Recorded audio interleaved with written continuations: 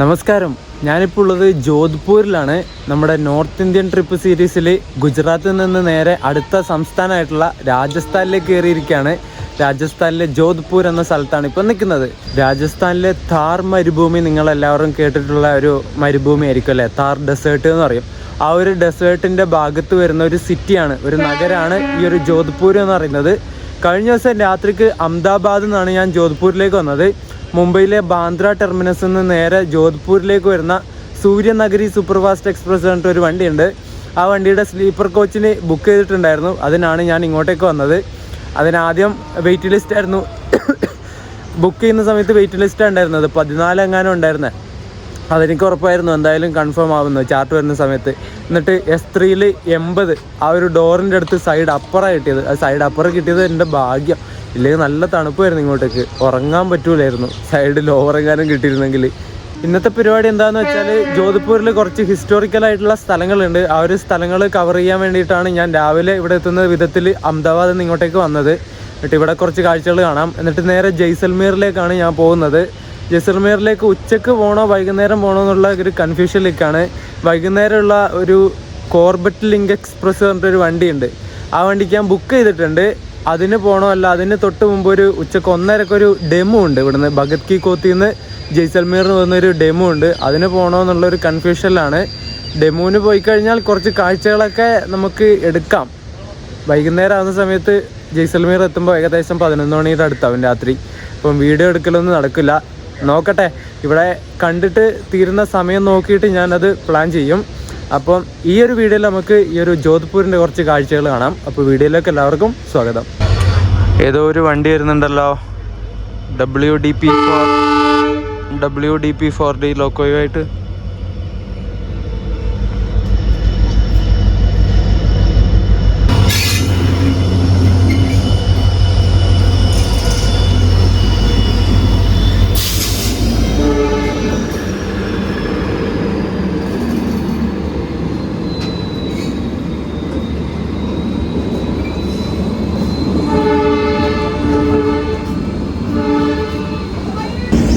ഭഗത് കി കോത്തിൽ നിന്ന് ജമ്മു താവിയിലേക്ക് പോകുന്ന ജമ്മു താവി എക്സ്പ്രസ് ആണ് ഇത് കേട്ടോ. ലുധിയാന ലോക്കോ ഷെഡിന്റെ WDP4D ആണ് അതിനുണ്ടായിരുന്നത് ലോക്കോ.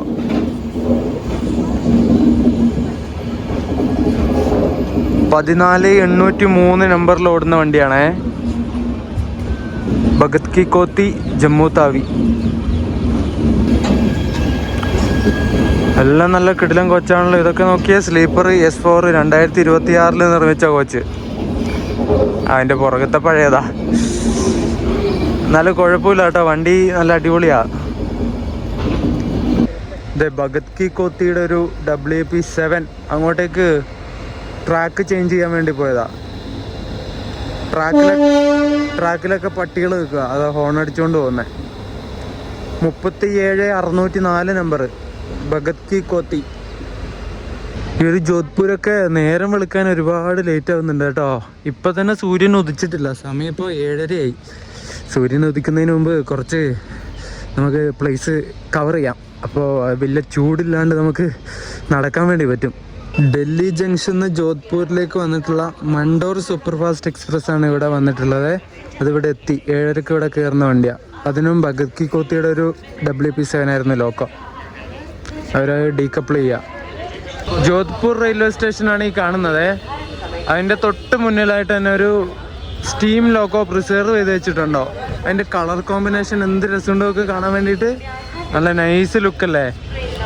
ഈ സാധനം ഉണ്ടാക്കിയിരിക്കുന്നത് വർഷം 1959 സ്ലോവാങ്കി ബ്രോഡ് എന്ന് പറഞ്ഞിട്ടുള്ള സ്ഥലത്തുള്ള ഡ്യൂറോ ഡാക്കോവിക് എന്ന് പറഞ്ഞിട്ടുള്ള കമ്പനി നിർമ്മിച്ചിട്ടുള്ള ഒരു സ്റ്റീം ലോക്കോ ആണിത്. സ്ലോവാങ്കി ബ്രോഡ് എന്ന് പറയുന്നത് ക്രൊയേഷ്യയിലുള്ള സ്ഥലമാണ് കേട്ടോ. ക്രൊയേഷ്യ എന്ന രാജ്യത്തെ സ്ലോവാങ്കി എന്ന സ്ഥലത്തുള്ള ഡ്യൂറോ ഡാക്കോവിക് കമ്പനി നിർമ്മിച്ചിട്ടുള്ള ഒരു സ്റ്റീം എഞ്ചിൻ. അത് ഇങ്ങോട്ടേക്ക് കൊണ്ടുവന്നിട്ട് അത് റെനോവേറ്റ് ചെയ്തിട്ടാണ് ഇവിടെ വെച്ചിട്ടുള്ളത്. Diesel loco shed, Bhagat ki Kothi diesel loco shed renovate ചെയ്തിട്ടുണ്ട്. ഇത് 2002 നമ്മൾ നിൽക്കുന്ന ഈ ഒരു ജോധ്പൂർ എന്ന് പറയുന്നത് നോർത്ത് വെസ്റ്റേൺ റെയിൽവേയുടെ കീഴിൽ വരുന്നതാണ് കേട്ടോ. നമ്മളങ്ങനെ വെസ്റ്റേൺ റെയിൽവേയിൽ നിന്ന് അടുത്ത സോണായിട്ടുള്ള നോർത്ത് വെസ്റ്റേൺ റെയിൽവേയിൽ എത്തിയിട്ടുണ്ട്. ജോധ്പൂർ ഡിവിഷൻ തന്നെയാണ് ഇവിടെ വരുന്നത്. ഇത് വലിയൊരു ഡിവിഷനാണ് ജോധ്പൂർ എന്ന് പറയുന്നത്. നമ്മൾ കാണുന്ന ഈ ഒരു ജോധ്പൂർ റെയിൽവേ സ്റ്റേഷൻ നിർമ്മിച്ചിട്ടുള്ളത് 1885-ലാണ്. ന്യൂ ജോധ്പൂർ റെയിൽവേ എന്ന സ്ഥാപനത്തിൻ്റെ കീഴിലാണ് ഈ ഒരു റെയിൽവേ സ്റ്റേഷൻ ആ സമയത്ത് തുറന്നിട്ടുണ്ടായിരുന്നത്. ആദ്യത്തെ ട്രെയിൻ 1855 മാർച്ച് 9-ന് ജോധ്പൂരിൽ നിന്ന് ലൂണിയിലേക്ക് ഓടിയിട്ടുണ്ടായിരുന്നു. New Jodhpur railway 1889 Bikaner state റെയിൽവേയുമായിട്ട് സംയോജിപ്പിച്ച് ജോധ്പൂർ ബിക്കാനീർ റെയിൽവേ രൂപീകരിച്ചു. 1891 ജോധ്പൂരിനും ബിക്കാനീറിനും ഇടയിൽ ഒരു റെയിൽവേ ലൈൻ പൂർത്തിയാക്കുകയും ചെയ്തു. പിന്നെ 1900 ജോധ്പൂർ ഹൈദരാബാദ് റെയിൽവേയുമായിട്ട് സംയോജിപ്പിച്ച് സിന്ധ് പ്രവിശ്യയിലെ ഹൈദരാബാദുമായിട്ട് ബന്ധിപ്പിച്ചു. പിന്നീട് 1924 ജോധ്പൂരും ബിക്കാനീർ റെയിൽവേയും 2 സ്വതന്ത്ര റെയിൽവേകളായിട്ട് പ്രവർത്തിച്ചിട്ടുണ്ടായിരുന്നു. അതായത് ഇപ്പോഴത്തെ കൊങ്കൺ റെയിൽവേ പോലെ. അങ്ങനെ ഇന്ത്യക്ക് സ്വാതന്ത്ര്യമൊക്കെ കിട്ടി. ഇത് ജോധ്പൂർ നേരം പാകിസ്ഥാനിലും ഇപ്പോഴുള്ള പാകിസ്ഥാനിലും ഇന്ത്യയിലൊക്കെ പരന്നു കിടക്കുന്ന ഒരു റെയിൽവേ സോണായിരുന്നു കേട്ടോ. സ്വതന്ത്രമായിട്ട് പ്രവർത്തിച്ചുകൊണ്ടിരുന്നതല്ലേ. അങ്ങനെ സ്വാതന്ത്ര്യം കിട്ടിയതിന് ശേഷം ഈ ജോധ്പൂർ റെയിൽവേയുടെ ഒരു ഭാഗം അങ്ങനെ തന്നെ വെസ്റ്റേൺ പാകിസ്ഥാനിലേക്ക് പോവുകയാണ് ചെയ്തത്. 1951 നവംബർ 5-ന് ജോധ്പൂർ ബിക്കാനീർ റെയിൽവേ വെസ്റ്റേൺ റെയിൽവേയുമായിട്ട് ലയിപ്പിച്ചിട്ടുണ്ടായിരുന്നു. ഏകദേശം 50 വർഷത്തോളം വെസ്റ്റേൺ റെയിൽവേയുടെ സോണിലായിരുന്നു ഈ ഒരു റെയിൽവേ സ്റ്റേഷനൊക്കെ പ്രവർത്തിച്ചുകൊണ്ടിരുന്നത്. പിന്നീട് 2002 ഒക്ടോബർ 1-ന് നോർത്ത് വെസ്റ്റേൺ റെയിൽവേ നിലവിൽ വരികയും ജോധ്പൂർ ബിക്കാനീർ റെയിൽവേ ഈ നേരെ വെസ്റ്റേൺ റെയിൽവേയിൽ നിന്നും നോർത്ത് വെസ്റ്റേൺ റെയിൽവേ സോണിലേക്ക് മാറുകയും ചെയ്തു. ഞാനിപ്പോൾ വന്ന് നിൽക്കുന്ന ഈ ഒരു സ്ഥലം കണ്ടോ, ഇതൊരു ക്ലോക്ക് ടവർ ആണെന്ന് പറഞ്ഞാൽ നിങ്ങൾ വിശ്വസിക്കോ? എങ്കിലും നിങ്ങൾ വിശ്വസിച്ചേ പറ്റുള്ളൂ. ഇതൊരു ക്ലോക്ക് ടവറാണ് കേട്ടോ. ഘണ്ടഗാർ എന്നാണ് ഇതിനെ പറയുന്നത് ഇവിടെ. പക്ഷെ എൻ്റെ പൊന്നെ, അതിൻ്റെ തൊട്ടപ്പുറം കണ്ടോ കോട്ടയുടെ മതിൽ കാണുന്ന ഒരു രക്ഷയില്ല കേട്ടോ ഇവിടെ. അടിപൊളി. ഇവിടെ എല്ലാവരും തുടച്ച് വൃത്തിയാക്കുക, മീൻസ് അടിച്ച് വൃത്തിയാക്കുക. നല്ല ക്ലീൻ ആക്കി ഇടുന്നുണ്ട് കേട്ടോ ഇവിടെയൊക്കെ. റെയിൽവേ സ്റ്റേഷൻ ഇങ്ങോട്ടേക്ക് ഒരു 1.4 കിലോമീറ്റർ ദൂരം ഉണ്ടായിരുന്നു നടക്കാൻ വേണ്ടിയിട്ട്. ഞാനിട്ട് റാപ്പിഡോയിൽ ഒരു ബൈക്ക് ബുക്ക് ചെയ്തു. എന്നിട്ടൊരു സ്പ്ലെൻഡർകാരൻ വന്നു. പുള്ളി ഒരു അടിപൊളിയാണ്, ചെക്കനാണ്, ചെറിയ ചെക്കനാ. BSc നഴ്സിങ്ങിന് പഠിക്കുക. എന്നിട്ട് പാർട്ട് ടൈം ആയിട്ട് റാപ്പിഡോ ഓടുകയെന്ന് പറഞ്ഞു. കോളേജിലേക്ക് പോവുക. അപ്പോൾ കോളേജിൽ പോകുന്ന വഴിക്ക് കിട്ടിയ ഓട്ടം വെറുതെ കളയേണ്ട വെച്ചിട്ട് വന്നതാണെന്നൊക്കെ പറഞ്ഞു. ചങ്ങായിയും ഒരു ട്രാവലറാണ് പോലും. എന്നിട്ട് ഇവിടെ വന്നിട്ട് ചങ്ങായിയുടെ ഇൻസ്റ്റാഗ്രാം ID ഒക്കെ തന്നു. ഈ ഇടയ്ക്ക് കേദാർകന്ത ട്രക്കിംഗ് ചെയ്തിട്ട് വന്നതാണ് പോലും. അടിപൊളിയാണ്. കുറേ വർത്താനൊക്കെ പറഞ്ഞു. നമ്മളിപ്പോൾ കാണുന്ന ഈ ഒരു ഘണ്ടഗാർ ഇല്ലേ, ഇത് ക്ലോക്ക് ടവർ ഓഫ് രാജസ്ഥാൻ എന്നറിയപ്പെടുന്ന ഒരു ക്ലോക്ക് ടവറാണ് കേട്ടോ. രാജസ്ഥാൻ്റെ ക്ലോക്ക് ടവർ എന്നറിയപ്പെടുന്നുണ്ട്. 1909 മഹാരാജ സർദാർ സിംഗിൻ്റെ നിർദ്ദേശപ്രകാരം ഘണ്ടഗറിൻ്റെ നിർമ്മാണം ആരംഭിച്ചു. യൂറോപ്യൻ നഗരങ്ങളിലേതിന് സമാനമായിട്ടുള്ള ഒരു പൊതു ക്ലോക്ക് ടവർ ജോധ്പൂരിൽ നവീകരിക്കുക എന്ന ലക്ഷ്യത്തോടെ ഉണ്ടാക്കിയതാണ് നമ്മളിപ്പോൾ കാണുന്ന ഈ ഒരു ക്ലോക്ക് ടവറെ. ഇംഗ്ലണ്ടിൽ നിന്ന് ഇറക്കുമതി ചെയ്തിട്ടുണ്ടായിരുന്ന ക്ലോക്കിൻ്റെ സാമഗ്രികളും സംവിധാനങ്ങളൊക്കെ 1910 ഇൻസ്റ്റാൾ ചെയ്തിട്ട് ഇതിൻ്റെ പണികൾ കംപ്ലീറ്റ് പൂർത്തിയാക്കി. 5 തട്ടുകളാക്കി ഉണ്ടാക്കിയിട്ടുള്ള ഈ ഒരു ടവറിൻ്റെ ഏറ്റവും മുകളിൽ ഒരു താഴികക്കുടവും നിർമ്മിച്ചിട്ടുണ്ട്. ഇതിൻ്റെ തൊട്ടപ്പുറത്തായിട്ട് തന്നെ ഒരു സർദാർ മാർക്കറ്റ്, ക്ലോക്ക് മാർക്കറ്റ്, അങ്ങനെ കുറേ മാർക്കറ്റ് ഏരിയ ഒക്കെ ഉണ്ട്. Spices, traditional clothes, fancy jewellery items ഒക്കെ ആ ഒരു മാർക്കറ്റിൽ കിട്ടും. കുറേ പ്രാവുകൾ ഇങ്ങനെ പാറി നടക്കുന്നതൊക്കെ അതിൻ്റെ മുകളിൽ ഇരിക്കാൻ വേണ്ടിയിട്ട്. പോക്കറ്റ് വാച്ചുകളൊക്കെ സാധാരണമാകുന്നതിന് മുമ്പുള്ള ഒരു കാലഘട്ടത്തിൽ തദ്ദേശവാസികൾക്ക്, അതായത് ഇവിടെ ഉണ്ടായിരുന്ന ആൾക്കാർക്ക് ഒരു വിശ്വസനീയമായിട്ടുള്ള സമയം കണക്കാക്കാനായിട്ട് ഒരു ടവർ ഉപയോഗിച്ചിട്ടുണ്ടായിരുന്നു. ആ ഒരു ടവറാണ് ഈ കാണുന്ന ഈ ഒരു ടവർ, ഘണ്ടഗാർ. 4 ഭാഗത്തും ക്ലോക്കുകൾ വെച്ചിട്ടുണ്ട് കേട്ടോ. ഇതിന് സമയം 8:15 കഴിഞ്ഞു. അടിപൊളി, ഒരു രക്ഷയില്ല കേട്ടോ. ഇതൊക്കെ നമ്മൾ ഇപ്പുറത്തെ അതിൻ്റെ നേരത്തെ കണ്ടതിൻ്റെ തൊട്ട് ബാക്കത്തെ സൈഡാണ് ഇപ്പോൾ കണ്ടുകൊണ്ടിരിക്കുന്നത്. സർദാർ മാർക്കറ്റ്, ഗിർദിക്കോട്ട്. ഇവിടെ ഫുള്ള് മാർക്കറ്റ് ഏരിയ ആണ് കേട്ടോ. ആ മാർക്കറ്റ് ഏരിയയുടെ നടുക്കാണ് ആ ഒരു ക്ലോക്ക് ടവർ ഉള്ളത്. എല്ലാം തുറന്നു വരുന്നതേ ഉള്ളൂ, ഇപ്പോഴേ തുറക്കും തോന്നണില്ല. ഈ ഒരു ക്ലോക്ക് ടവറൊക്കെ കാണാനായിട്ട് ഒരുപാട് ആൾക്കാർ വരുന്നുണ്ട് കേട്ടോ. കൊറിയെന്നോ ജപ്പാനെന്നോ ആരൊക്കെയോ ഉണ്ട്. കുറേ ആൾക്കാരെ ഗൈഡ് ചെയ്തിട്ട് പോകുന്നതാണ്. ഗൈഡ് ചെയ്യുന്നത് ഇവിടെയുള്ള ആൾക്കാരായിരിക്കും. ഈ ഒരു ക്ലോക്ക് ടവറിൻ്റെ ഉള്ളിലോട്ട് നമുക്ക് കയറാൻ പറ്റും കേട്ടോ. അതിൽ ടിക്കറ്റ് ഫീസ് കൊടുത്തിട്ടുള്ളത് ഇന്ത്യക്കാർക്ക് 25 രൂപയും ഫോറിനേഴ്സിന് 100 രൂപയാണ്. അങ്ങ് മുകളിൽ വരെ കയറാൻ പറ്റുമെന്നുള്ള കാര്യം ഡൗട്ടായിരിക്കും. ഈ ആദ്യത്തെ നിലയിൽ ചിലപ്പോൾ ആ ഒരു ബാൽക്കണി പോലെ സ്ഥലത്ത് അവിടെയൊക്കെ കയറി നിന്നിട്ട് ഫോട്ടോ ഒക്കെ എടുക്കാൻ പറ്റുമായിരിക്കും. അങ്ങ് മുകളിലേക്ക് സ്റ്റെപ്പ് ഉണ്ടാവാൻ ചാൻസ് അറിയില്ല, എനിക്ക് കയറാൻ പറ്റുമോ നോക്കട്ടെ. അതിൻ്റെ ഉള്ളിൽ കയറി കേട്ടോ, ടിക്കറ്റ് കൗണ്ടർ അതിൻ്റെ ഉള്ളിലേക്ക് കയറി വരുമ്പോൾ അവിടെ തന്നെയുണ്ട്. എന്നിട്ട് ഇതൊക്കെയാണ് ഇതിൻ്റെ ഉള്ളിലുള്ള കാര്യം. അടിപൊളി കേട്ടോ എൻ്റെ പൊന്നെ. അതിൻ്റെ മുകളിലേക്ക് ബാൽക്കണി വരെ പോകാൻ പറ്റുള്ളൂ എന്ന് തോന്നുന്നു. അവരോട് എന്നോട് എന്തോ പറഞ്ഞു ഹിന്ദിയിൽ, അതെനിക്ക് മനസ്സിലായില്ല. ഇവിടെ ഒരു സ്റ്റെപ്പ് ഉണ്ട്, ഇതിലൂടെ നമുക്ക് കയറിയിട്ട് അങ്ങോട്ടേക്ക് പോവാം. ആ സ്റ്റെപ്പ് കയറി ബാൽക്കണിയിൽ എത്തിയിട്ടുണ്ട് കേട്ടോ. ഇവിടം വരെ ഉള്ളൂ. ഇവിടുന്ന് അങ്ങോട്ടേക്ക് ഇതൊക്കെ അടച്ചിട്ടിരിക്കുക. മുകളിലേക്ക് പോകാൻ പറ്റും തോന്നുന്നില്ല. അടിപൊളിയേ. ഇവിടെ ഇരിക്കാനുള്ള സീറ്റും കാര്യങ്ങളൊക്കെ ഉണ്ട് കേട്ടോ. വൈകുന്നേരമൊക്കെ ഇവിടെ ഇരിക്കാൻ പറ്റുള്ളൂ, ഇപ്പോൾ നല്ല വെയിലായിരിക്കും. ഈ സൈഡ് കുഴപ്പമില്ല, തണലുണ്ട്. മൊത്തം പ്രാവിൻ്റെ കാഷ്ടാണ് കേട്ടോ ഇവിടെയൊക്കെ. ഇവിടെ ഒരു ഞാൻ വിചാരിച്ചു ഇവിടെ സ്റ്റെപ്പ് ഉണ്ടെന്ന്. ഇല്ല, ഇപ്പം മുകളിലേക്കില്ല, ഈ ഒരു ബാൽക്കണി വരെ ഉള്ളൂ. എന്തായാലും നൈസ്, കൊള്ളാം. ഇങ്ങനെ നല്ലൊരു വ്യൂ കിട്ടും ഇവിടുന്ന് കയറിയാൽ. അങ്ങനെ ഘാണ്ടക്കാർ എന്ന് പറഞ്ഞിട്ടുള്ള ക്ലോക്ക് ടവർ കണ്ടു. ഇനി നേരെ അടുത്തത് പോകുന്നത് തൂർജി കാ ചൽറ എന്ന് പറഞ്ഞിട്ടൊരു സ്റ്റെപ്പ് വെല്ലുണ്ട്. സ്റ്റെപ്പ് വെൽ എന്ന് പറയും, അതായത് പടിക്കെട്ടുകളുള്ള കിണർ. ആ ഒരു പഴയ കിണർ കാണാൻ വേണ്ടിയിട്ടാണ് പോകുന്നത്. നമുക്ക് നേരെ അങ്ങോട്ടേക്ക് പോവാം. പോകുന്ന വഴിക്ക് ഇവിടെ ഒരു ക്ഷേത്രം കണ്ടു. ചെറിയൊരു ക്ഷേത്രത്തിൻ്റെ സെറ്റപ്പൊക്കെ ഉള്ളൂ. ചെറിയൊരു വീട് പോലെ ആക്കിയിട്ട് അതിൻ്റെ ഉള്ളിൽ കുറച്ച് പ്രതിഷ്ഠയും കാര്യങ്ങളൊക്കെ വെച്ചിട്ടുണ്ട്. എന്തിൻ്റെയാണെന്നൊന്നും അറിയില്ല കേട്ടോ. ശ്രീകൃഷ്ണൻ്റെയും മഹാദേവൻ്റെയും പാർവതിയുടെയും എല്ലാവരുടെയും ഫോട്ടോ ഉണ്ട്. ഹനുമാൻ്റെ ഉണ്ട്, അറിയില്ല. എല്ലാവരുടെയും ഉണ്ടാവുമായിരിക്കും അല്ലേ. ആർക്കും ദേഷ്യം വേണ്ടല്ലോ. അപ്പോൾ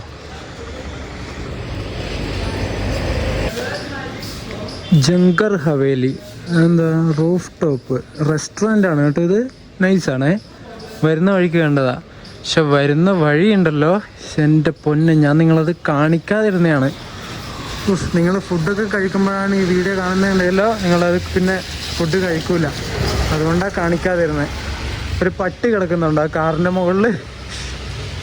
എൻ്റെ പൊന്നെ, അങ്ങനെ ഒരു വൃത്തികെട്ട വഴിയിലൂടെ തുർജി കാ ചൽറ എന്ന് പറഞ്ഞ ആ ഒരു ഇതിലെത്തിയിട്ടുണ്ട്. ഞാൻ കാണിച്ചു തരാം. ഇങ്ങോട്ടേക്ക് നിങ്ങൾ വരണ്ട. ഫുള്ള് വെള്ളക്കെട്ടാണ്. ആ വെള്ളത്തിൽ ഇല്ലാത്ത സാധനങ്ങളൊന്നും ഉണ്ടാവില്ല. എന്തൊക്കെ ഇങ്ങനെ നാറുന്നു.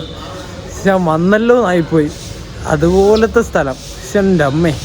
അപ്പോൾ ഈ കാണുന്നതാണ് തുർജി കാ ചൽറ എന്ന് പറഞ്ഞിട്ടുള്ള ഒരു സ്റ്റെപ്പ് വെല്ല് കേട്ടോ.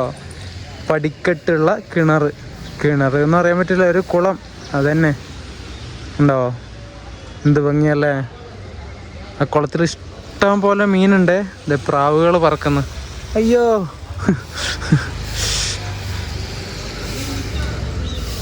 രണ്ട് പട്ടിക്കുട്ടന്മാർ ഇവിടെ നിൽക്കുന്നുണ്ട്. ഒന്നതേ ഇവിടെ, ഹലോ ഹായ്. എന്താ ഒന്നത് എവിടെയുണ്ട്. രണ്ടിനും വലിയ മൈൻഡില്ല, പോയി. സംഗതി സ്ഥലങ്ങളൊക്കെ കൊള്ളാം, പക്ഷെ പരിസരം ഒട്ടും വൃത്തിയില്ല. ഈ തുർജി കാ ചൽറയുടെ ഹിസ്റ്ററി പറയുകയാണെങ്കിൽ 1940 ജോധ്പൂരിലെ ഭരണാധികാരിയായിട്ടിരുന്ന മഹാരാജ അഭയ് സിംഗിൻ്റെ ഭാര്യ മഹാറാണി തൻവർജി നിർമ്മിച്ചതാണെന്നാണ് പറയപ്പെടുന്നത്. ജോധ്പൂരിലെ ജനങ്ങൾക്കിടയിൽ തുർജി എന്ന പേരിലാണ് അവർ കൂടുതൽ അറിയപ്പെട്ടിരുന്നത്, ആ ഒരു മഹാറാണി തൻവർജി. അപ്പം ആ ഒരു മഹാറാണി നിർമ്മിച്ചുകൊണ്ട് തന്നെ അവരറിയപ്പെട്ടിരുന്ന പേര് ഈ ഒരു കുളത്തിന്, ഈ ഒരു പടിക്കിണറിന് കൊടുത്തു. അങ്ങനെയാണ് തുർജി കാ ചൽറ എന്ന പേര് ഇതിന് വന്നിട്ടുള്ളത് കേട്ടോ. രാജകുടുംബത്തിലെ സ്ത്രീകൾ പാരമ്പര്യമായി നിർമ്മിക്കുന്ന ഒന്നായിരുന്നു ഈ ഒരു സ്റ്റെപ്പ് വെൽ എന്ന് പറയുന്നത്. ഈ പടിക്കിണർ എന്ന് പറയും. അതായത് പടി ഇറങ്ങി കുളത്തിൽ പോയിട്ട് കുളിക്കുകയും വെള്ളമെടുക്കുകയും അങ്ങനത്തെ പരിപാടികളൊക്കെ ചെയ്യുന്ന ടൈപ്പ് ഒരു കുളം. വെല്ല് എന്ന് എന്തിനാ ഇതിനെ പറയുന്നത് എനിക്കറിയില്ല. കിണർ ഇത്രയും വലുതായിരിക്കില്ലല്ലോ. പണ്ടത്തെ കിണർ ഇത്രയും വലുതായിരിക്കുമല്ലോ. ചിലപ്പോൾ നമ്മുടെ ഇപ്പോഴത്തെ കിണറില്ല ചെറിയ റൗണ്ടിലൊക്കെ ആക്കുന്നത്. പണ്ടത്തെ കുളമായിരിക്കും കിണർ എന്ന് പറയുന്നത്. അങ്ങനെ ആയിരിക്കുമല്ലോ ആ കൺസെപ്റ്റ്. അങ്ങനെ ആ ഒരു കാലത്ത് ആ ഒരു പാരമ്പര്യത്തിൻ്റെ തുടർച്ചയിൽ എന്നോണം നിർമ്മിച്ച ഒന്നായിരുന്നു ഈ ഒരു പടിക്കിണർ എന്ന് പറയുന്നത്. അതുപോലെ തന്നെ അക്കാലത്ത് സ്ത്രീകളുടെ ഏറ്റവും പ്രധാനപ്പെട്ട ദൈനംദിന ജോലികളിൽ ഒന്നായിരുന്നു ഇതുപോലെയുള്ള ജലാശയങ്ങളിൽ വന്നിട്ട് വെള്ളം ശേഖരിക്കുക എന്നുള്ളത്. അങ്ങനത്തെ ഒരു പരിപാടി കൂടി അന്നുണ്ടായിരുന്നു. അതുകൊണ്ട് വെള്ളം എടുത്തിട്ട് പോവുക, അങ്ങനെയുള്ള പരിപാടികൾ കൊണ്ടായിരിക്കണം ഇത്രയും വലിയൊരു ജലാശയം ആ ഒരു സമയത്ത് ഇവർ കുഴിക്കുന്നത്. അല്ലെങ്കിൽ ചെറിയൊരു കിണർ കുഴിച്ചാൽ പോരെ. എപ്പോഴും വെള്ളം എടുക്കാനും അങ്ങനെയുള്ള ആവശ്യങ്ങൾക്കൊക്കെ വെള്ളം എടുക്കുന്നുണ്ടെങ്കിൽ വെള്ളം വേണ്ടേ? കിണറിൽ നിന്ന് അങ്ങനെ എല്ലാവരും വെള്ളം എടുത്താൽ വെള്ളം പെട്ടെന്ന് തീരൂലേ. അതുകൊണ്ടായിരിക്കും ഇത്രയും വലിയ കുളം ആ ഒരു സമയത്ത് ഇവർ നിർമ്മിച്ചത്. ഈ ഒരു കുളത്തുനിന്ന് വെള്ളം പുറത്തേക്ക് ഒഴുകുന്ന ഭാഗത്ത് പശുവിൻ്റെയും സിംഹത്തിൻ്റെയും ആകൃതിയിലുള്ള കൊത്തുപണികളൊക്കെ ഉണ്ട് പോലും കേട്ടോ. അത് കാണുവാണെങ്കിൽ ഞാൻ കാണിച്ചു തരാം. ഇത് എവിടെയാണെന്ന് എനിക്കറിയില്ല, അതൊക്കെ കണ്ടുപിടിക്കണം. ഇവിടെ സൈൻ ബോർഡ് അങ്ങനത്തെ പരിപാടികളൊന്നുമില്ല. അപ്പം ഇതിൽ നിന്ന് വെള്ളം പുറത്തേക്ക് ഇങ്ങനെ ഒഴുക്കി വിടുന്ന ആ ഒരു സമയത്ത് സിംഹത്തിൻ്റെയും പശുവിൻ്റെയൊക്കെ ആകൃതിയിൽ ഇങ്ങനെ കൊത്തുപണി ഉള്ളതുകൊണ്ട് തന്നെ ആ സ്പീഡിൽ ആ ഫോഴ്സിൽ ഒഴുകുന്ന വാട്ടർ സ്പോട്ടിനൊക്കെ ആ ഒരു ഡിസൈനായിരിക്കും ഉണ്ടാവുക. എന്തായിരിക്കും അല്ലേ? സിംഹം ഇങ്ങനെ സിംഹത്തിൻ്റെ ആ ഒരു ഡിസൈനിൽ വെള്ളം ഇങ്ങനെ പുറത്തേക്ക് ഇങ്ങനെ ഒഴുകുന്നത് നിങ്ങൾ ആലോചിച്ചൊക്കെ. ആ വാട്ടർ സ്പോട്ട് ആ ഒരു സിംഹത്തിൻ്റെയും പശുവിൻ്റെയൊക്കെ ആകൃതിയിൽ. അപ്പോൾ അന്നത്തെ തല എന്തായിരിക്കും അല്ലേ? ആ നിർമ്മിച്ചവരുടെ തല അപാരം തന്നെ അല്ലേ? അതൊക്കെ ആ സമയത്തുള്ള കഴിവാണ്. ഇപ്പോൾ അങ്ങനെ പറ്റുമോ? അങ്ങനെ ചിന്തിക്കോ പോലും ഇല്ല. അതുപോലെ ഈ കുളത്തിൻ്റെ വാട്ടർ ലെവൽ നോക്കാൻ ആക്കിയ സാധനമാണ് ആ നടുക്ക് കണ്ടോ, ഇങ്ങനെ വട്ടത്തിൽ 2 രൂപങ്ങളാക്കി വെച്ചിട്ടുള്ളതുണ്ടോ? ഞാൻ സൂം ചെയ്ത് കാണിച്ചു തരാം. ഒന്ന് അങ്ങത്. അതെന്ന് പറഞ്ഞാൽ വാട്ടർ ലെവൽ നോക്കാനായിട്ട് ആക്കിയിട്ടുള്ളതാണ്. അത് ആ ഒരു ഭാഗത്തുണ്ട്. പിന്നെ അങ്ങ് അവിടെ ഒരെണ്ണം കാണാം, അത് തന്നെയാണോ എന്നറിയില്ല. അപ്പം ആ വാട്ടർ ലെവൽ നോക്കാനാക്കിയ ആ ഒരു ഡിസൈൻ എങ്ങനെയാണെന്ന് വെച്ചാൽ ദേവതമാരുടെയും പെൺദേവതമാരുടെയൊക്കെ കൊത്തുപണികൾ ചെയ്തിട്ടാണ് ആ ഒരു ഡിസൈൻ ആക്കിയത് വാട്ടർ ലെവൽ നോക്കാൻ. എന്തല്ലേ, വാട്ടർ ലെവൽ നോക്കാൻ പോലും അങ്ങനെ ഒരു ഡിസൈൻ ആക്കി വെച്ചു. നമ്മുടെ മുല്ലപ്പെരിയാർ അണക്കെട്ടിൽ പോലും ഇങ്ങനെയില്ല, സ്കെയിലല്ലേ വാട്ടർ ലെവൽ നോക്കാൻ.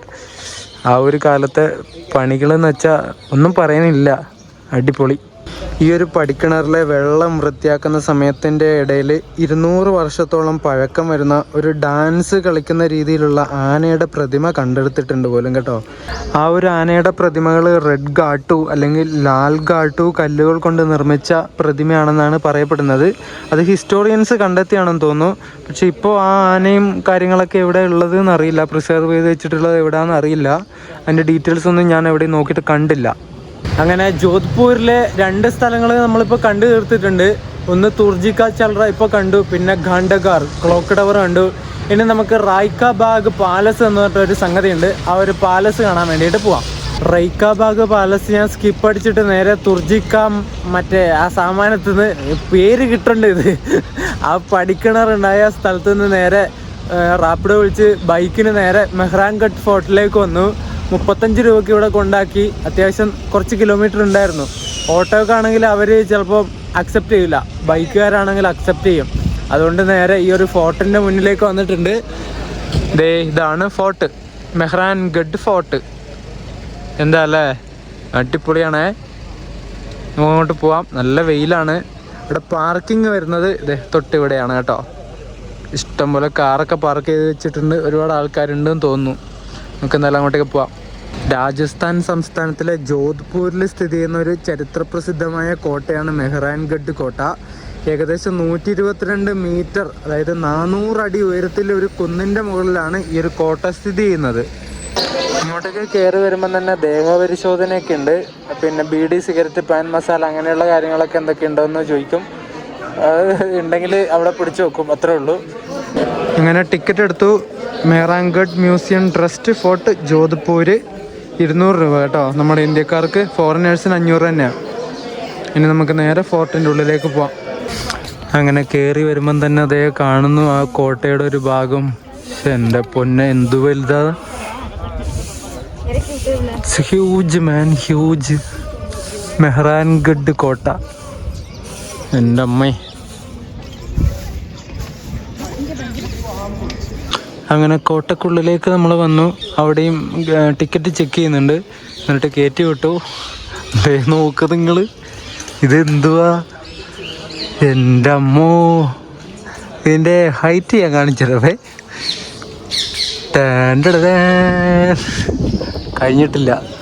അതെ, അങ്ങ് മുകളിലതെ എത്ര ആൾക്കാർ നിന്നാലായിരിക്കും ആ ഹൈറ്റിലെത്താൻ പറ്റുക? എൻ്റെ ദൈവമേ! ഈ കോട്ടയുടെ ഒരു രൂപത ഇവിടെ ഉണ്ടാക്കി വെച്ചിട്ട്, ഈ കോട്ട എങ്ങനെയൊക്കെയാണെന്നുള്ളൊരു പ്ലാൻ, ഒരു സ്ട്രക്ചർ നൈസ്. റാത്തോർ വംശത്തിലെ രജപുത്ര ഭരണാധികാരിയായിരുന്ന റാവു ജോധയാണ് ഈ ഒരു കോട്ടയുടെ പണി 1459 തുടങ്ങിയത്. കോട്ടയ്ക്ക് 7 കവാടങ്ങളുണ്ട് കേട്ടോ ഈ ഒരു കോട്ടയ്ക്ക്. അതിൽ പ്രധാന കവാടം ജയ്പോൾ എന്ന് പറഞ്ഞിട്ടുള്ളൊരു കവാടമാണ്. വിജയ കവാടം എന്നാണ് അതിനർത്ഥം, ജയ്പോളിൻ്റെ ആ ഒരു വാക്കിനർത്ഥം കേട്ടോ. 1806 ജയ്പൂർ ഇവരുടെ ബിക്കാനീർ സൈന്യങ്ങൾക്കെതിരായിട്ടുള്ള തങ്ങളുടെ വിജയങ്ങളുടെ സ്മരണക്കായിട്ട് മഹാരാജ മാൻ സിംഗ് നിർമ്മിച്ചതായിരുന്നു ഈ ഒരു ജയ്പോൾ എന്ന് പറഞ്ഞിട്ടുള്ള വിജയ കവാടം. മുഗൾ രാജാക്കന്മാരുമായിട്ടുണ്ടായിരുന്ന യുദ്ധത്തിൽ മഹാരാജ അജിത് സിംഗ് വിജയിച്ചതിനെ തുടർന്ന് ഇവിടെ വീണ്ടും ഒരു കവാടം നിർമ്മിച്ചു. ആ ഒരു കവാടത്തിനെ പറയുന്നത് ഫത്തേപോൾ കവാടം എന്നാണ്. അതുപോലെ ഇംഗ്ലീഷ് റൈറ്ററായ റുഡ്യാർഡ് കിപ്ലിംഗ് ഈ ഒരു കോട്ടയെക്കുറിച്ച് പറഞ്ഞത് ടൈറ്റന്മാർ നിർമ്മിച്ചതും പ്രഭാത സൂര്യനാൽ വർണ്ണാഭമായതുമായ ഒരു കൊട്ടാരം അല്ലെങ്കിൽ ഒരു കോട്ട എന്നാണ്. റുഡ്യാർഡ് കിപ്ലിങ്ങിനെ നിങ്ങൾക്കറിയില്ലേ, ജംഗിൾ ബുക്കൊക്കെ എഴുതിയ അദ്ദേഹം പറഞ്ഞത്, ഈ കോട്ടയെ കുറിച്ച് പറഞ്ഞതാണത്. രാവിലെ സൂര്യൻ ഉദിച്ചു വരുന്ന സമയത്ത് ഈ കോട്ടയ്ക്ക് ഉണ്ടാകുന്ന കളർ എങ്ങനെയാണെന്ന് വെച്ചാൽ സ്വർണത്തിൻ്റെ കളറായിരിക്കും കേട്ടോ. ഇങ്ങനെ സ്വർണ്ണ കളറിൽ തിളങ്ങും പ്രഭാതത്തിൽ സൂര്യൻ്റെ വെളിച്ചം അടിക്കുന്ന സമയത്ത്. അതുപോലെയാണ് ഈ കോട്ട നിർമ്മിച്ചിരിക്കുന്നത്. സാൻഡ് സ്റ്റോൺ ഉപയോഗിച്ചിട്ട് നിർമ്മിച്ച കോട്ടയാണ്. അതുകൊണ്ട് തന്നെ വെയിലടിക്കുന്ന സമയത്ത് ഇങ്ങനെ തിളങ്ങും സാധനം, കണ്ടോ. ഇപ്പം തന്നെ ഒരു തിളക്കമില്ലേ, ആ തിളക്കത്തിൻ്റെ മുകളിൽ സൂര്യ വെളിച്ചം കൂടി അടിക്കുന്ന സമയത്ത് അത് ഒരു എക്സ്ട്രീം തിളക്കമായിരിക്കും. അതുപോലെ തന്നെ ജയ്പൂരിലെ സൈന്യങ്ങളെ ആക്രമിച്ച് പീരങ്കിപ്പടയുടെ ആഘാതം ഏറ്റിട്ടുള്ള അതിൻ്റെ ഇപ്പോഴും ആ പീരങ്കിയുടെ തറച്ചിട്ടുണ്ടാകുന്ന ആഘാതമില്ലേ, ആ ആഘാതം ഇപ്പോഴും ഇവിടെയുള്ള ഒരു രണ്ടാമത്തെ ഗേറ്റിൽ, അതായത് രണ്ടാമത്തെ കവാടത്തിൽ കാണാൻ വേണ്ടി പറ്റും പോലും കേട്ടോ. ദേദ് കാങ്ക്രാപോൾ എന്നാണ് ആ ഒരു കവാടത്തിൻ്റെ പേര്. ഈ കാണുന്നതാണ് ദേദ് കാങ്ക്ര എന്ന് പറഞ്ഞിട്ടുള്ള രണ്ടാമത്തെ കവാടം കേട്ടോ. ആ കവാടത്തിൻ്റെ ഗേറ്റാണ് ഇവിടെ ഉള്ളത്. പീരങ്കിയുടെ തറച്ച ഗേറ്റ് എന്ന് പറഞ്ഞില്ലേ, ഇതുണ്ടോ, ആ ഗേറ്റിൽ ഇങ്ങനെ തുള വീണിട്ട് കാണാൻ വേണ്ടി പറ്റുന്നുണ്ടോ. ഇതുണ്ടോ, ഒന്ന് ഇവിടെയുണ്ട്, ഒന്നത് അവിടെ. പീരങ്കിയുടെ ഉണ്ടയൊക്കെ കൊണ്ടാൽ പിന്നെ എന്തായിരിക്കും അവസ്ഥ അല്ലേ. കോട്ടയുടെ മുകളിൽ നിന്ന് കാണുന്ന ഒരു വ്യൂ കണ്ടോ നിങ്ങൾ. Jodhpur, the blue city of India. മൊത്തം ബ്ലൂ മയം, എല്ലാം നീലമയം.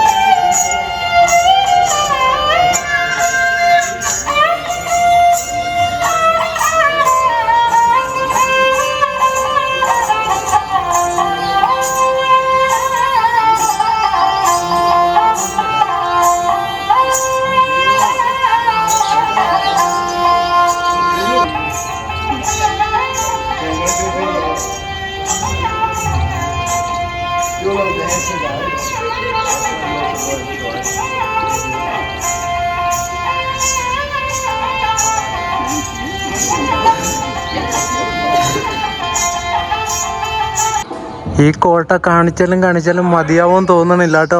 അതുപോലെ ഒരു രക്ഷയില്ല. ഇതിങ്ങനെ കയറി വരുന്നതോറും ഇതിൻ്റെ ബ്യൂട്ടി ഇങ്ങനെ കൂടി വരിക. ഇവിടെ നടന്നു പോകേണ്ടവർക്ക് നടന്നു പോകാം, അല്ലെങ്കിൽ എസ്കലേറ്ററോ എലിവേറ്ററോ എന്തോ ഒരു സംഗതി ഉണ്ട്. എലിവേറ്ററോ ലിഫ്റ്റാന്ന് തോന്നുന്നു. എസ്കലേറ്ററിൽ കാര്യമില്ലല്ലോ, ലിഫ്റ്റ് ഉണ്ട് അങ്ങ് മുകളിലേക്ക് പോകാനായിട്ട്. അങ്ങനെ പോകുന്നുണ്ടെങ്കിൽ പോവാം, പക്ഷെ നടക്കുന്നതിൻ്റെ ഒരു എക്സ്പീരിയൻസ് വേറെ തന്നെ ആയിരിക്കും കേട്ടോ. ഇതൊരു രക്ഷയില്ല, അടിപൊളി. അങ്ങനെ താഴേന്ന് കയറി വന്ന് അടുത്ത കവാടത്തിൻ്റെ അവിടെ എത്തിയിട്ടുണ്ട്. ഇതിൻ്റെയൊക്കെ പണി സമ്മതിക്കണം അല്ലേ. കാണുമ്പോൾ തന്നെ തല കറങ്ങുന്നു.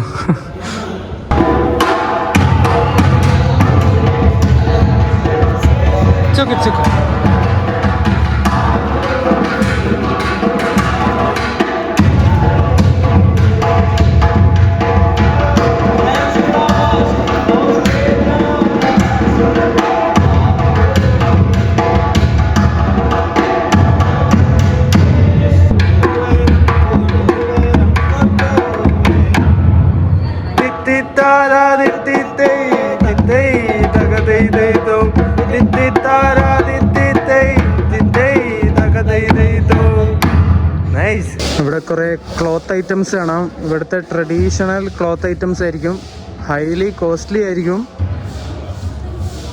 ഇതൊക്കെ എന്താ, മാറ്റാണോ, പുതപ്പാണോ മാറ്റാണോ എന്നറിയില്ല. എന്തായാലും നൈസാണ്, കളർഫുള്ളായിട്ടുണ്ട്. ഞാനിപ്പോൾ കാണിച്ച പുള്ളിയില്ലേ, പുള്ളി എന്നോട് ചോദിച്ചു കേരളത്തിൽ നിന്നാണോ എന്ന്. ഞാൻ പറഞ്ഞു അതേന്ന് പറഞ്ഞു. പുള്ളി അപ്പോൾ ആദ്യം മറ്റേ കുട്ടനാടൻ പുഞ്ചയില്ലേ, കൊച്ചു പെണ്ണേ കുയിലാളെ ആ പാട്ടില്ലേ, അത് പാടി. അത് കഴിഞ്ഞ പിന്നെ ശരണമയ്യപ്പ സ്വാമി ശരണമയ്യപ്പ ആ പാട്ടും പാടി. അടിപൊളി. ഈ കാണുന്നതൊക്കെ കഫേയാണ് കേട്ടോ, പക്ഷെ ഹൈലി റേറ്റഡ് ആയിരിക്കും ഇവിടെയൊക്കെ ഫുഡ് ഐറ്റംസ്. ഒരുപാട് കഫേ പിന്നെ ചായ വിൽക്കുന്നവരൊക്കെ ഉണ്ട്. ഒരു ചായക്ക് മിക്കവാറും 20-25 രൂപയ്ക്ക് ഇവിടെ പറയായിരിക്കും. നൈസാണ്, നല്ല ആംബിയൻസാണ്. നല്ല ആംബിയൻസിൽ, ഒരു ഹിസ്റ്റോറിക്കൽ ആംബിയൻസിൽ ഇരുന്നിട്ട് ഫുഡ് കഴിക്കാം. താഴേന്ന് അങ്ങനെ നടന്നു വരുമ്പോൾ മ്യൂസിയം എന്ന് പറഞ്ഞിട്ടൊരു ബോർഡ് കാണും. അവിടെ ടിക്കറ്റിൻ്റെ ഒരു പകുതി അവർ മുറിച്ചെടുത്തിട്ട് ബാക്കി പകുതി നമുക്ക് തരും. എന്നിട്ട് ഇങ്ങോട്ട് കയറി വന്നു. ഈ കാണുന്നതൊക്കെ എന്തുവാ, ഞാൻ എന്താ പറയണ്ടേ, ഞാനൊന്നും പറയാനില്ല, നിങ്ങൾ ജസ്റ്റ് കണ്ടാൽ മതി.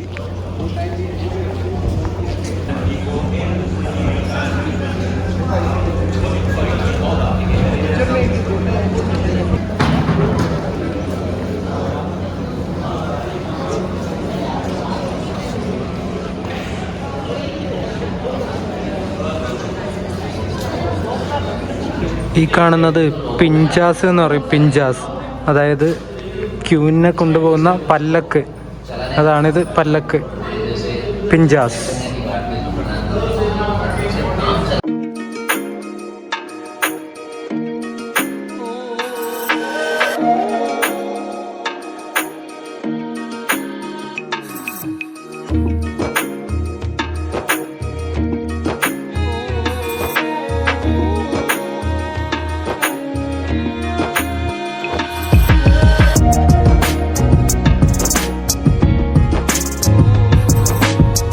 ഇവിടെ ഫോട്ടോ എടുക്കാൻ പറ്റിയ കിഡിലൻ ഫ്രെയിമാണ്.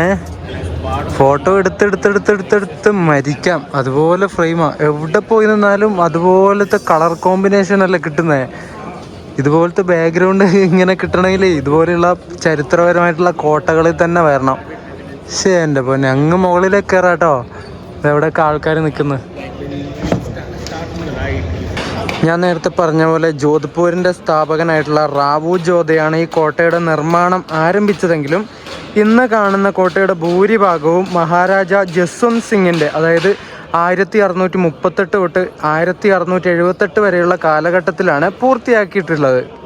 1994 പുറത്തിറങ്ങിയ ദി ജംഗിൾ ബുക്കിൻ്റെയും 2012 പുറത്തിറങ്ങിയ ദി ഡാർക്ക് നൈറ്റ് റൈസസിൻ്റെയും ചിത്രീകരണ സ്ഥലങ്ങളിൽ ഒന്നായിരുന്നു നമ്മൾ ഈ കാണുന്ന മെഹ്റാൻഗഡ് കോട്ട. ഈ ഒരു മെഹ്റാൻഗഡിന് മുമ്പ് റാത്തോഡ് വംശം മണ്ടോർ ആസ്ഥാനമാക്കിയാണ് ഭരിച്ചിരുന്നത്. പിന്നീട് വർദ്ധിച്ചു വരുന്ന ആക്രമണങ്ങൾ മഹാരാജ റാവു ജോധയെ തൻ്റെ തലസ്ഥാനം പുതിയ സ്ഥലത്തേക്ക് മാറ്റുന്നതിനെക്കുറിച്ച് ആലോചിക്കുന്നതിനായിട്ട് പ്രേരിപ്പിച്ചു.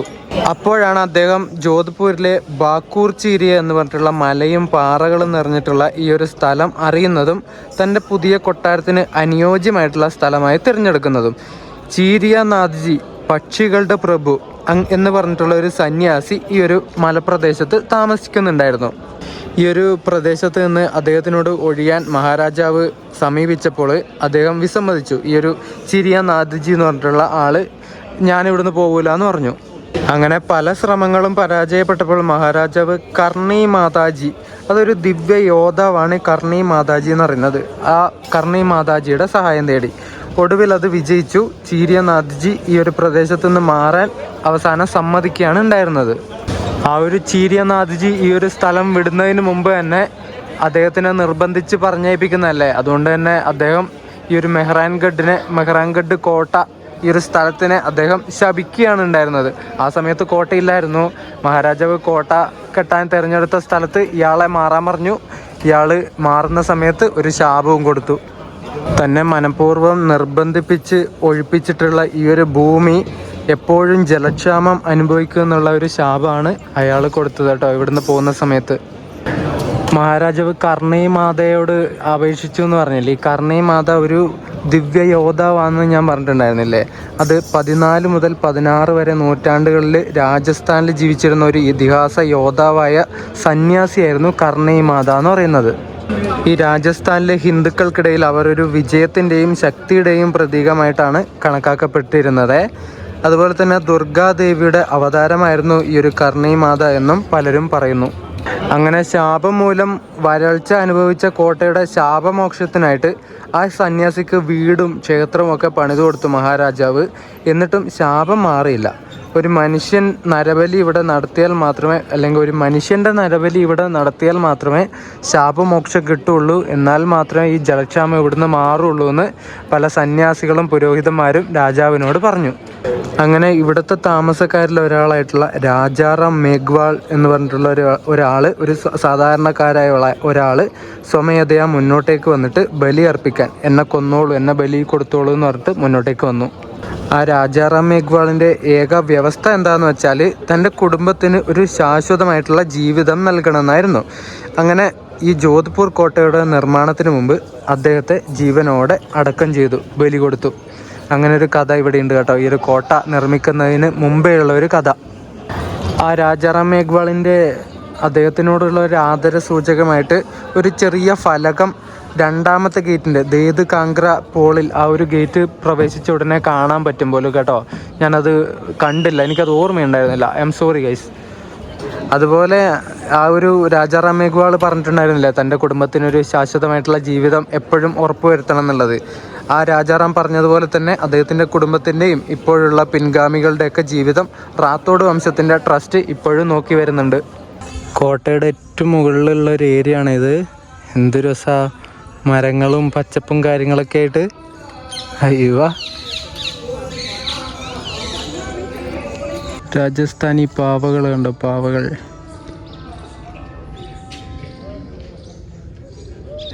ഒരു സിറ്റി വ്യൂ എന്ന് പറഞ്ഞിട്ട് ഇവിടെ ഒരു ഏരിയ ഉണ്ട്. അവിടെ കയറി പീരങ്കികൾ കണ്ടോ, താഴത്തോട്ട് നോക്കി നിൽക്കുന്ന രീതിയിൽ കുറേ എണ്ണം വെച്ചിട്ടുള്ളത്. യുദ്ധം വരുന്ന സമയത്ത് ശത്രുക്കളെ നേരിടാൻ വേണ്ടിയിട്ട് കുറേ എണ്ണം ഉണ്ട് കേട്ടോ.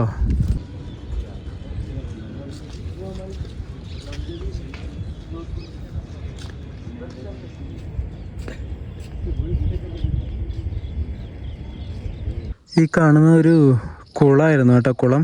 ഇപ്പം വെള്ളമൊന്നുമില്ല, വെള്ളമൊക്കെ വറ്റി. അങ്ങ് അവിടെ ഒരു എന്തോ ഒരു ദേവിയുടെ പ്രതിമയൊക്കെ ആക്കി വെച്ചിട്ടുണ്ട്, താമരയിലിരിക്കുന്നത് പോലെ. അത് ഇപ്പം എങ്ങനെ ആക്കിയതാണെന്ന് തോന്നുന്നു കേട്ടോ. പിന്നെ അവിടെ എന്തോ ഒരു അമ്പലം പോലത്തെ ഒരു സെറ്റപ്പ് ഉണ്ട്, അതിൻ്റെ പേര് ഇവിടെ ഇല്ല. ഈ കോട്ട നിർമ്മിക്കുന്നതിന് മുമ്പ് ഒരാളെ നരബലി കൊടുത്തു എന്ന് പറഞ്ഞില്ലേ, ആ നരബലി കൊടുത്തതിൻ്റെ അദ്ദേഹത്തിൻ്റെ സ്മരണാർത്ഥം രണ്ടാമത്തെ ഗേറ്റിൽ ഒരു ഫലകം കൊത്തിവെച്ചിട്ടുണ്ട് പറഞ്ഞു. ഈ കാണുന്ന തന്നെയാണ് അദ്ദേഹത്തിൻ്റെ ഇത് തോന്നുന്നു. ഒരു മാലയൊക്കെ ഇട്ടിട്ടുണ്ട് കേട്ടോ അതിന്. നമ്മൾ കോട്ടയിലേക്ക് പോയ വഴി ഇതാണ്. എന്നിട്ട് അതേ വഴിയിലൂടെ ഒരു 400 മീറ്റർ മുന്നോട്ടേക്ക് വരുന്ന സമയത്ത് ജസ്വന്ത് താഡ എന്ന് പറഞ്ഞിട്ടൊരു, നമ്മുടെ എന്താ പറയണ്ടേ, താജ്മഹലില്ലേ, അതിൻ്റെ ഏകദേശം ഡ്യൂപ്ലിക്കേറ്റ് പോലത്തെ ഒരു സാധനം കാണാൻ വേണ്ടി പറ്റും. നമുക്ക് അങ്ങോട്ടേക്ക് പോയിട്ട് വരാം എന്തായാലും. ഈ വഴിയാണ് അങ്ങോട്ടേക്ക് പോകേണ്ടത്. ആ ഒരു വഴി വരുന്ന സമയത്ത് ഈ ഒരു ജസ്വന്ത് താഡയുടെ ടിക്കറ്റ് കൗണ്ടർ കാണും. ഇവിടെ നമുക്ക് ഇന്ത്യൻസിന് 50 രൂപയും ഫോറിനേഴ്സിന് 100 രൂപയാണ്. ടിക്കറ്റ് എടുത്തു നമുക്കുള്ളിലേക്ക് പോവാം. ഇവിടെ സെൽഫി സ്റ്റിക്കും പിന്നെ ക്യാമറ സ്റ്റിക്ക്, ട്രൈപോഡ് അതുപോലത്തെ സാധനങ്ങളൊന്നും അലൗഡ് അല്ല കേട്ടോ. ഡ്രോണും സ്ട്രിക്ട്ലി റെസ്ട്രിക്റ്റഡ് ആണ്. ഈ ഒരു ഏരിയയിൽ ഡ്രോൺ പറത്താൻ പറ്റില്ല. പോകുന്ന വഴിക്ക് തന്നെ ഒരു തടാകം പോലെ ഇങ്ങനെ ജലാശയം കാണാം കേട്ടോ. വെള്ളം വലിയ വൃത്തിയൊന്നുമില്ല, ചെളിയാന്ന് തോന്നുന്നു അടിവശം. അതുകൊണ്ട് ആരും സ്വിമ്മിങ്ങും ജമ്പിങ്ങും ഒന്നും ചെയ്യരുതെന്ന് എഴുതി വെച്ചിട്ടുണ്ട്. ജസ്വന്ത് താഡയിലേക്ക് നടന്നു പോകുന്ന വഴിയാണ് ഈ കാണുന്നത്. അയ്യോ, ആ കാണുന്നതാണ് ജസ്വന്ത് താഡ. ജസ്വന്ത് താഡ എന്ത് കിടിലൻ ഫ്രെയിമാ നോക്ക്. ആ കളർ കോമ്പിനേഷനാണേ, ഒരു രക്ഷയില്ല കേട്ടോ, പൊളിച്ച്.